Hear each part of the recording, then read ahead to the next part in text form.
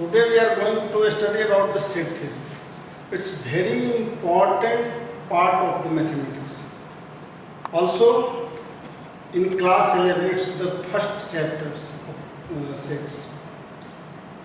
What is the importance of sets? If you will be look over on every field of the mathematics now, the sets theory has entered every field of the mathematics.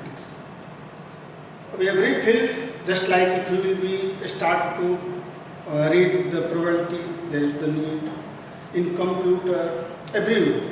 If you will be going to see the interdisciplinary approach, then the set theory today enter in each and every fields of mathematics. So that is the importance of the set. And pure mathematics, if you will be want to understand pure mathematics, then you have to concentrate from very beginning. And it's very easy also. If you will be understand the language of sets, then it will be very useful and very easy for you. तो चलिए start करते हैं। Set क्या है? Set पहले हम definition पर जाते हैं कि what is the definition of the set. Actually यह जो सेट्स है, ये सेट प्रारंभ हुआ जर्मनी में। जर्मनी का एक मैथमेटिशियन थे, उनका नाम था जॉर्ज कैंटर। तो जॉर्ज कैंटर ने ये सेट थ्योरी इंट्रोड्यूस किया। सबसे पहले जो डिफिनीशन है, डिफिनीशन पर अगर हम जाते हैं तो डिफिनीशन ये है कि the collection of well defined distinct object, collection of well-defined distinct object is known as the set. Very easy definition and very easy to understand also. तो ये जो कलेक्शन है, और इसमें एक और चीज जोड़ा गया है कि ये जो ऑब्जेक्ट्स हैं इनका ओन राइट्स है। ओन राइट का मतलब क्या है कि it may be arrange in any way. Suppose मान लीजिए कि हम करें कलेक्शन, तो ऐसे अगर हम कोई नंबर लेते हैं 1 3 5, ओनली 3 नंबर्स तो डिस्टिंक्ट दे आर, ऐसे अगर कहेंगे 1 3 5, तो all these are the distinct first 3 natural number. If you odd natural number, if you will be define that is the first 3 odd natural number 1 3। अलग से ये डिस्टिंक्ट है तो इसको कहें डिस्टिंक्ट, लेकिन कलेक्टिवली जब इसको एक साथ हम कलेक्टिवली ले लेते हैं तो यही सेट हो जाता है। अब ये ओन राइट्स मतलब ये 1 3 5 भी सेट्स है और 3 1 5 भी सेट्स है, सेम सेट है। यानी कि ये और ये डिफरेंट है, यानी कि इसके ऑब्जेक्ट्स का ओन राइट्स है, वो कहीं भी रह सकता है।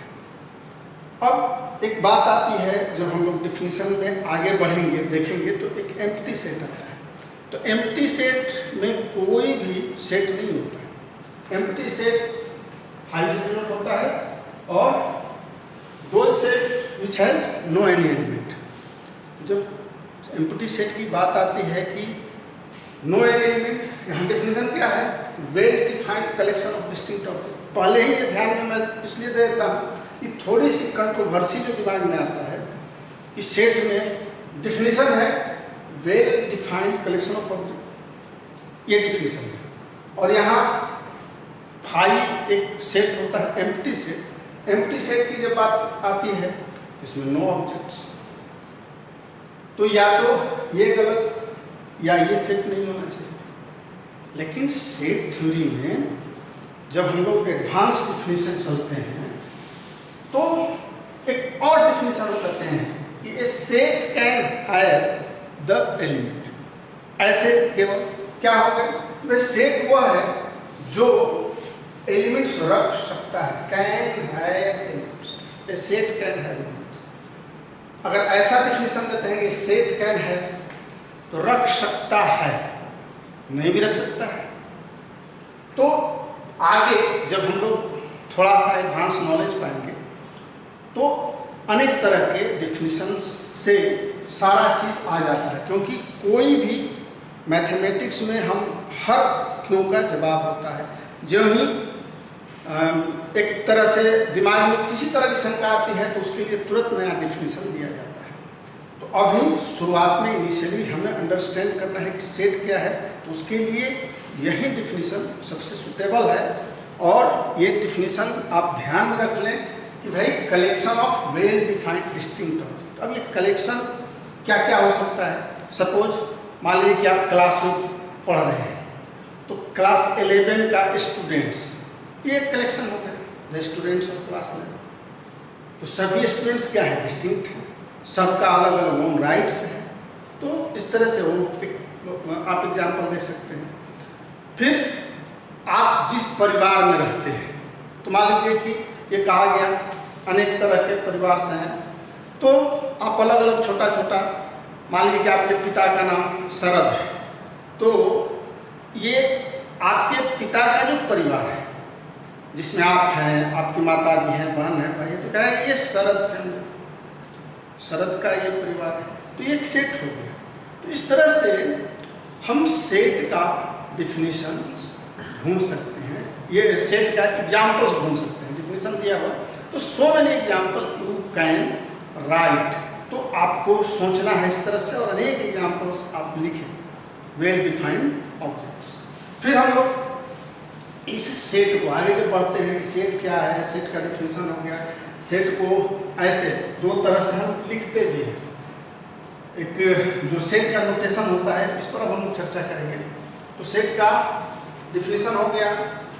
अब सेट का जो नोटेशन है, सेट नोटेशन है, सेट नोटेशन या सेट को हम जो कहा जाता है दो फॉर्म में लिखते हैं, एक रोस्टर फॉर्म होता है, दूसरा सेट बिल्डर फॉर्म होता है। तो रोस्टर फॉर्म में लिखने के लिए क्या करते हैं, इस सेट्स को हम कर्ली ब्रैकेट में घेर देते हैं और ऑब्जेक्ट्स को अलग लिखते हैं उसके अंदर और कॉमा देते हैं, माने कलेक्टिवली।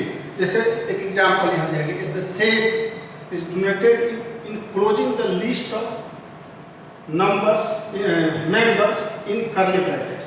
तो ये जो मेंबर्स है, माने कि 4 2 1 3 दिए, कर्ली ब्रैकेट्स में दिए, और इसको कोई भी इंग्लिश के कैपिटल लेटर से हम लिखते हैं। जैसे ये 1 2 3 है, तो it can be written as, आप n लिख सकते हैं, n can be written as 4 6 8, ये नंबर पर होगा। आप लिख सकते हैं r इक्वल टू, मान लीजिए कि नदी रिवर्स ले लेते हैं, गंगा, यमुना, सरस्वती। तो इस तरह से ये रिवर्स ले लिए, अलग अलग है। तो ये इसको हम जब नंबर्स में लिखते हैं कैपिटल लेटर से, जो इंग्लिश अल्फाबेट के कैपिटल लेटर से डिनोट करते हैं, ऑब्जेक्ट्स लिखते हैं और उसको कॉमा से सेपरेट करते हैं, डिस्टिंक्टता बताते हैं, कर्ली ब्रैकेट से घेर देते हैं। तो ये लिखने का जो वे है, way of writing the set is known as the roster form. दूसरा होता है सेट बिल्डर फॉर्म। तो ये जो सेट बिल्डर फॉर्म होता है, हिंदी में इसको हम गुण प्रकटीय विधि भी कहते हैं, कि the set is specified as a subset of a longer set where the subset is determined by the statement। जो भी हम स्टेटमेंट के द्वारा कैसे लिखना है, बड़े बड़े, मान लीजिए कि इसमें 1 2 3 5 अगर 100 तक लिखना है, आपको दे दिया गया कि a equal to 1 2 3 and so on to 100, तो हमें 100 तक लिखना थोड़ा सा टफ होगा। लेकिन वहीं हमें सेट बिल्डर फॉर्म में लिखना है। लॉन्गर सेट को हम अक्सर सेट बिल्डर फॉर्म से, एक तो इनफाइनाइट और लॉन्गर, ये दो सेट को सेट बिल्डर फॉर्म में ही लिखते हैं ताकि सुविधा हो। अब मान लीजिए कि यही है, n लिख रहे हैं, n सच दैट है, ये जो आप वर्टिकल बार देख रहे हैं इसको कहा जाता है सच दैट। तो n such that is an natural number and 1 से बड़ा है, ये और 100 से छोटा या बराबर है, यानी कि 1 to 100 इसको अलग अलग लिखेंगे अगर 1 to 100 तक तो ज़्यादा कार्य होगा, ऐसे इसको लिख देंगे तो ये छोटा में हम सेट बिल्डर फॉर्म में लिख सकते हैं। तो इस तरह से अनेक एग्जाम्पल्स आप लिखिए, जैसे कि 1 3 5 दिया हुआ है, इसी को बी को सेट बिल्डर फॉर्म में लिखना है तो कैसे लिखेंगे ये जानना है, यही थोड़ा सा पढ़ना है। 1 3 5 लिखना है तो इसको भी लिखेंगे कि एन या एक्स, आप जो भी ले सकते हैं, एन इज 1 3 5 देख रहे हैं तो आप लिख सकते हैं कि first 3 odd natural number, first 3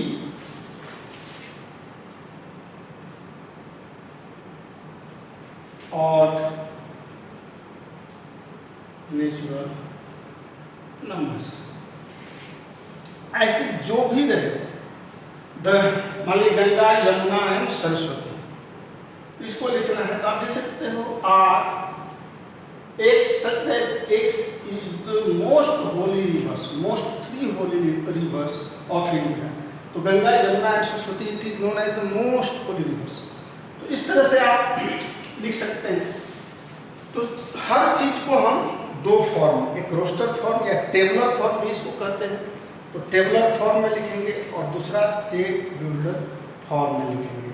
तो और कुछ एग्जाम्पल लिख करके इसको हम सीख लेंगे।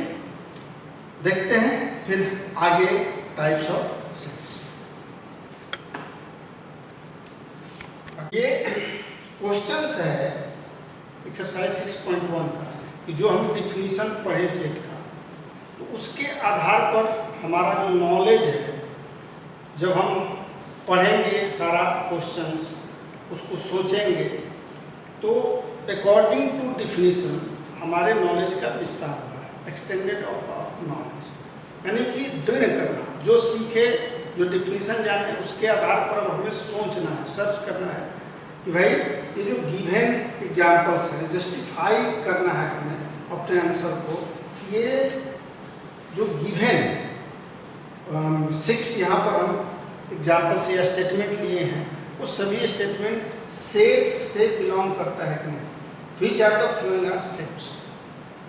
तो क्वेश्चन नंबर 1 का 1 है, the collection of all the month of a year beginning with the letter J, यानी कि एक साल का जितना भी मंथ है जो जे से शुरू होता है, जनवरी, मान लीजिए कि वैसे अगर हम सेट को लिखेंगे तो क्या होगा, जनवरी,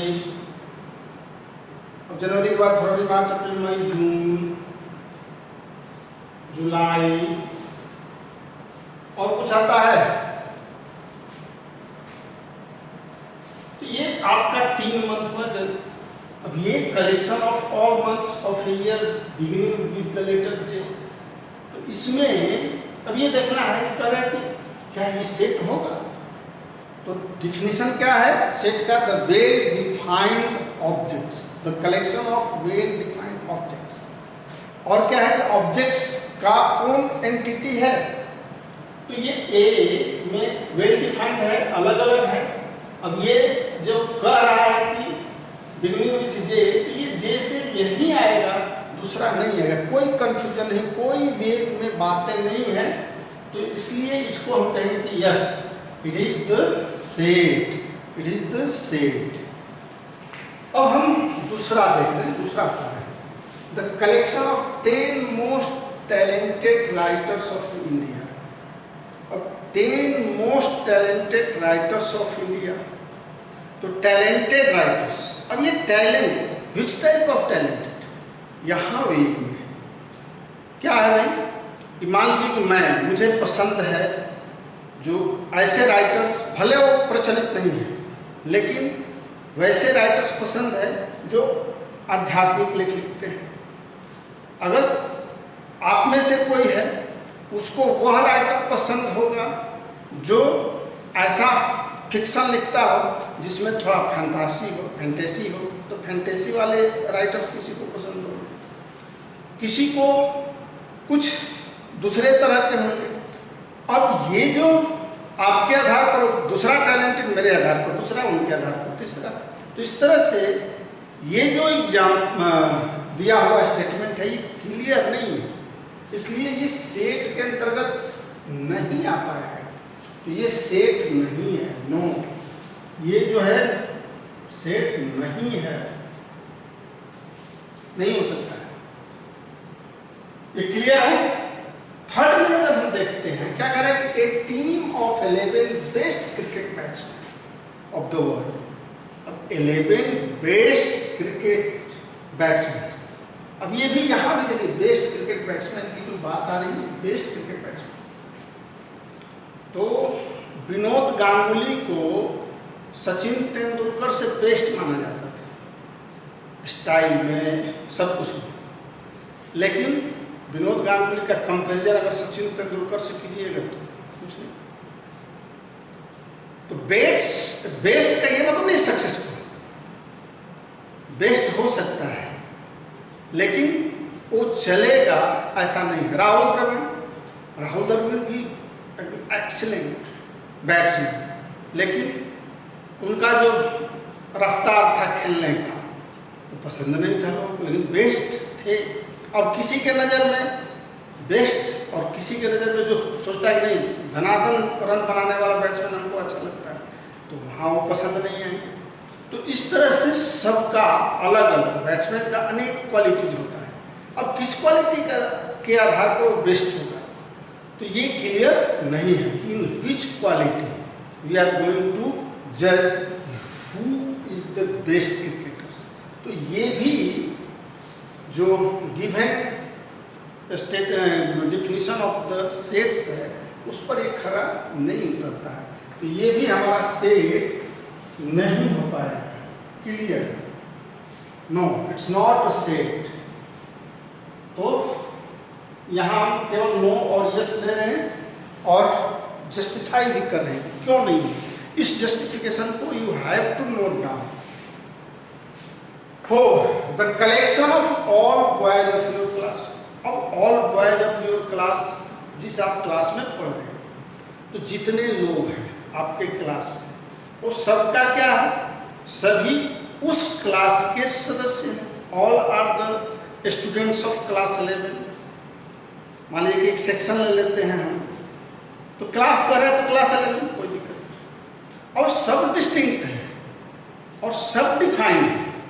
ऐसा नहीं है इस क्लास का अभिनव अलग है, रमेश अलग है, मोहन अलग है। अगर दो नाम भी एक साथ है तो दोनों का फेस अलग अलग है, दोनों का रोल नंबर अलग अलग है। तो इस तरह से आप देखेंगे ये जो डिफिनीशन है कि the students of your class, ये सेट होगा, ये यस इट इज सेट। आप लिखेंगे because all the students are distinct and they have the peculiar identification. So the collection of all boys of your school is a set.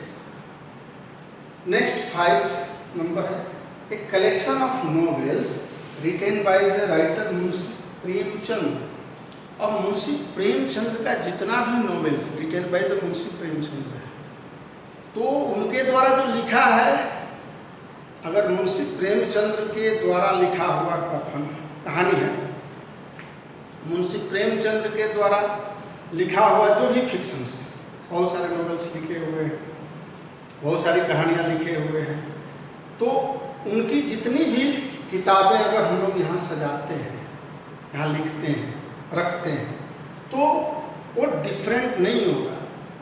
उसका अलग अलग volume हो सकता है, प्रिंट अलग अलग हो सकता है, लेकिन सेम चीज़ रहेगा। वो कहानी, उनका जो फिक्शन है वो चेंज नहीं होगा। तो ये वेल डिफाइंड है। मुंशी प्रेमचंद के द्वारा जो भी लिखा हुआ नॉवेल्स है वो वेल डिफाइंड है, तो ये सेट होगा। यस, ये सेट होगा, ये चेंज नहीं होगा। फिर the collection of all even integers, all even integers आप कलेक्ट करेंगे तो ये कलेक्शन आपका इधर से,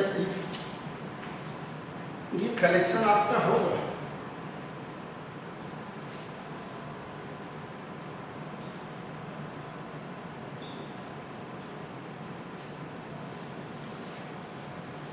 ये भी सेट है, ये भी कलेक्शन होगा, इसमें कहीं कोई दूसरा नहीं आ पाएगा। जो कह दिया कि ऑल इवन इंटीजर्स, तो ऑल इवन इंटीजर्स ही यहाँ पर लिखेंगे, दूसरा कोई भी नंबर नहीं आएगा, तो इसलिए यह भी सेट होगा। तो इस तरह से जो डिफिनीशन है, अकॉर्डिंग टू डिफिनीशन, अब कौन सेट है और कौन सेट नहीं है, ये तो हमें पक्का समझ अपनी बना लेना है इस विषय में। तो और भी जितना स्टेटमेंट आपको दिखे बुक में है, आप पढ़ें और उसके आधार पर अपने समझ को परफेक्ट कर लें। अब नेक्स्ट क्वेश्चन है, ये क्वेश्चन नंबर 2 है, इसमें सेट दिया हुआ है। अब क्वेश्चन में क्या लिखा हुआ है कि एलिमेंट है, ये आपको एप्रोप्रिएट साइन इंसर्ट करना है, ब्लैंक दिया हुआ है भिन्न ब्लैंक्स। तो 5, इसमें क्या होता है कि देखना, सेट्स दिया हुआ है 1 2 3 4 5 6, इसमें कौन सा एलिमेंट इस सेट्स में है और कौन सा नहीं है, तो सिंपल देख करके बता देना। अब 5 हम देख रहे हैं, तो 5 इज द एलिमेंट ऑफ ए, ऐसे पढ़ेंगे, 5 इज द एलिमेंट ऑफ है। 8 इसमें कहीं नहीं है, तो 8 is not the element of A. यहाँ 0 not the element of A. 4 है, 4 is the element of A. 2 is the element of A. 10 not the element of A.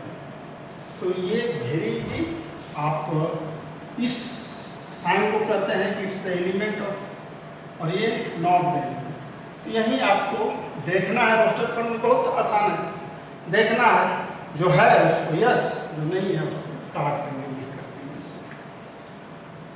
Question number 3 है, इसमें write the following sets in roster form. ये set builder form में दिया है, हमें roster form में लिखना है।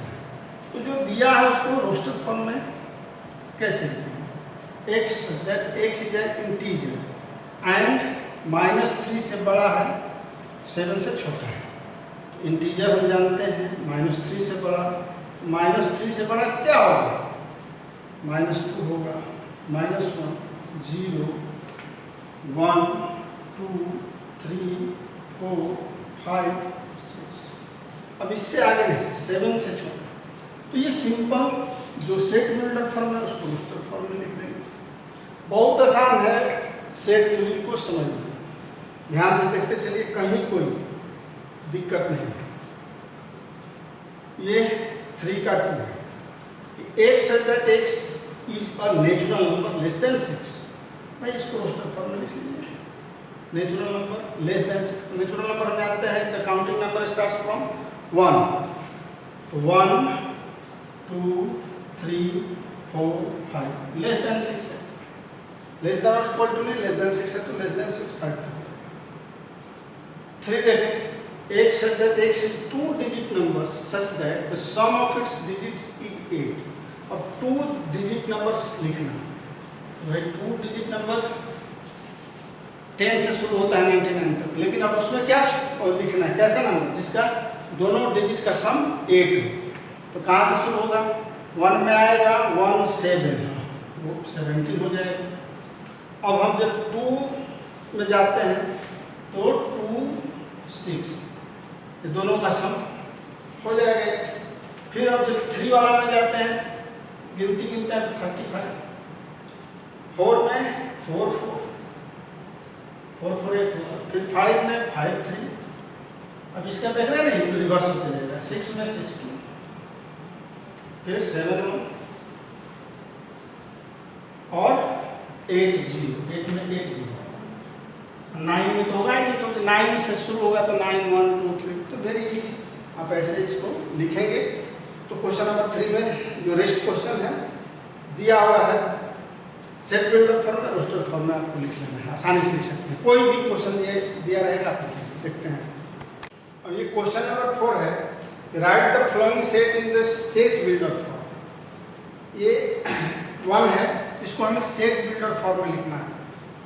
तो ये 3 6 9 12 ऐसे है। सेट बिल्डर फॉर्म में हम इसको a = x such that x। अब ये सच x such that x, अभी x किसके बराबर है? तो ये हम देख रहे हैं कि क्या है, 3 है, 6 है, 9 है और 12 है। x इक्वल टू अगर हम लोग लिख दें 3n, where n belongs to natural number and n is less than or equal to 4 also। ये तब जाकर के x belongs to a natural number है and n is less than or equal to 4, तब जाकर के ये आ जाएगा x इक्वल टू 3 है, 1 इंटू 3, 3 6 3 3 9 3 4 जाए। तो ये हो गया हमारा सेट बिल्डर फॉर्म। ऐसे ही जो नंबर दिया हुआ है हमें विचार करना है क्या लिखें, इसका क्या डिफरेंस होगा। अब इसी तरह से देखिए ये b है, इसी का अभ्यास करना। तो ये 2 4 16 और 32 भी है, तो इसका क्या पैटर्न है, ये तो इंटू करने से हो गया भाई 3 2 1 3 2। अब नेचुरल नंबर पर ही इसको अगर हम सोचते हैं, ये 2 है, ये 2 स्क्वायर है, 4 कर सकते हैं, ये 2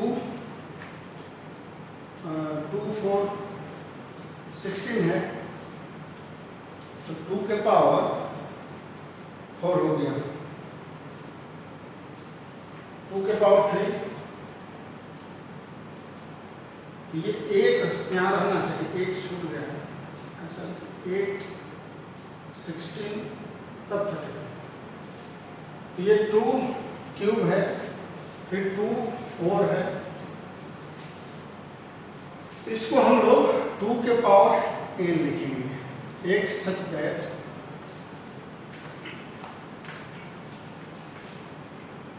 क्वेश्चन 8 छूटा हुआ है, x such that x equal to 2 to the power n, where n belongs to n, but कहाँ से कहाँ तक, ये 5 तक है, n यहाँ पर 5 तक है, तो लिखेंगे कि and 1 से बड़ा या बराबर है n, लेकिन 5 छोटा या बराबर है। तो ये x such that x equal to 2 to the power n, where n belongs to n and 1 से बड़ा है और 5 से छोटा है, तो इसको हम लोग सेट बिल्डर फॉर्म में ऐसे लिखते हैं। अब ये 3 नंबर पर आते हैं, c इक्वल टू, इसको भी सेट बिल्डर फॉर्म में लिखना है। ये क्या देख रहे हैं, 5 का स्क्वायर 25 हो जाएगा, 5 का क्यूब 125, 5 का 4 16। तो जैसे इसको लिखे इसी तरह से यहाँ पर x such that x equal to 5 to the power n, where n belongs to natural number and 1 से बड़ा या बराबर है n, लेकिन 4 से छोटा। तो यही आए, इसी को रोस्टर फॉर्म को हम सेट बिल्डर फॉर्म में से डिफाइन करते हैं, जो दिया हुआ है उसी को डिफाइन करके लिख देना है। और देखिए d इक्वल टू, बहुत ही आसान है। ये तो आप देख रहे हो 2 4 6 क्या है, 2 4 6 1 डॉट डॉट डॉट, यानी कि ये इवन नेचुरल नंबर है। तो इसको हम लिखेंगे x such that x is even natural number.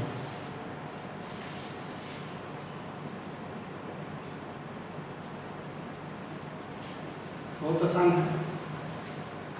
अब 5 list all the elements of the following sets.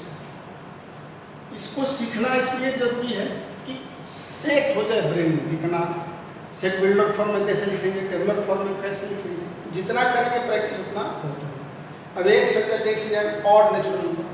Odd natural number क्या होता है, 1 होता है, 3 होता है, 5 होता है, 7 एंड सो ऑन। इसको हमें टेबलर फॉर्म में list all the elements of the sets, तो लिस्ट कर दिए, ऐसे कॉमा करते जाएंगे 1 2 3 4 5 6 नेचुरल नंबर।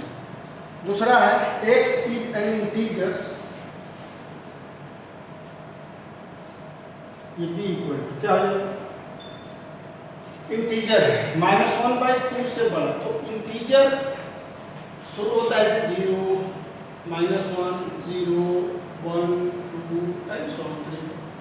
इधर भी -2 -3 है, तो -12 से बड़ा -1 हो जाएगा, -12 से बड़ा तो -1 होगा, एंड -12 से बड़ा 0 होगा, ये -12 से ये -12 से बड़ा 0, यहाँ -12 है, ये 0 होगा, 0 ये 9/2 क्या हो जाएगा 4.5, इससे छोटा, यानी कि ये 0 से 4 तक जाएगा, जो दिया हुआ है इसमें 0, 1, 2, 3 एंड 4 तक। ये आपका रोस्टर फॉर्म में हो गया, इसको आप लिस्ट कर दिए लिमिट्स।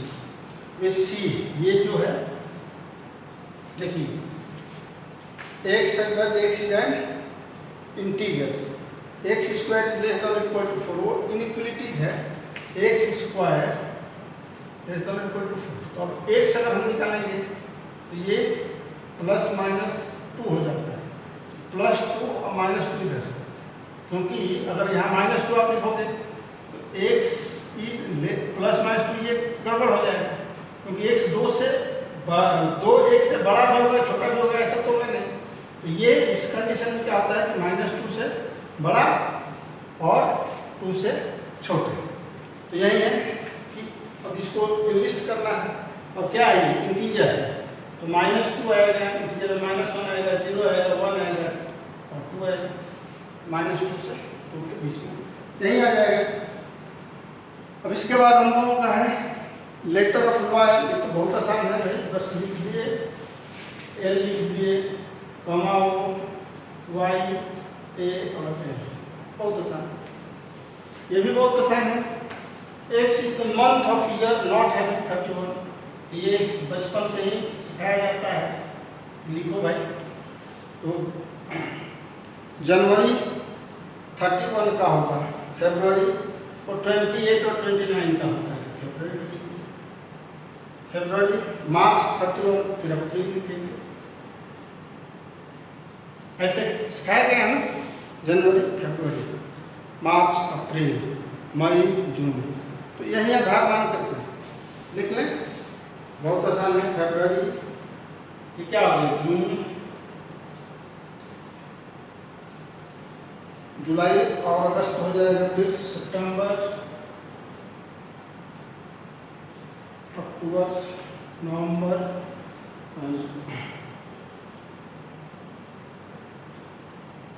सितंबर, नवंबर, सितंबर और नवंबर, तो ये हो गया। तो ऐसे हम सभी आसानी से बना लेंगे, और मुझे लगता है कि ध्यान देने पर सेट थ्योरी बहुत ही आसान है।